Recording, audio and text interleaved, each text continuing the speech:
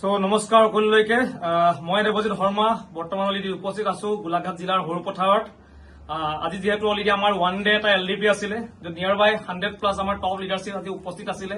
entire Golaghat সৰুপথাৰৰ পৰা specially আমাৰ টিকেশ্বৰ শইকীয়া ছাৰৰ এণ্টায়াৰ গ্ৰুপ এইটো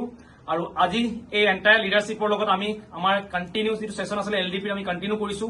আৰু তেওঁলোকক আমি আহিবলগীয়া সময়ত ৰিয়ান্সে কি কৰিবলৈ কেনে গৈ আছে আৰু ৰিয়ান্সৰ কি ভিজন আছে আৰু ইয়াত কি সম্ভাৱনা আছে কেৰিয়াৰ কি আছে ভৱিষ্যত কি আছে আমি গোটেই বস্তুখিনি আজি আলোচনা কৰিলো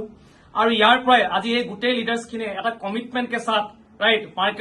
মাৰ্কেটক টুলপাৰ লগাবলৈ ৰিভলিউচন কৰিবলৈ ষ্টাৰ্ট কৰিব আৰু তাৰ লগতে আপোনালোকে যেটা সকলোৱে জানে আমাৰ এটা খুব ডাঙৰ অফাৰ চলি আছে বৰ্তমান কৰ্ডিলা ক্ৰুজ আৰু এই কৰ্ডিলা ক্ৰুজৰ টাৰ্গেটটো হিট কৰিবলৈ কাৰণে আমাৰ সকলো লিডাৰ অলৰেডি কি কৰিছে সম্পূৰ্ণ ৰেডি হৈছে তো মই অকমান তেওঁলোকৰ এনাৰ্জি আৰু তেওঁলোকৰ জোশ আপোনালোকক দেখাবলৈ চেষ্টা কৰিম ওকে লেটস ষ্টাৰ্ট हर हर रियाज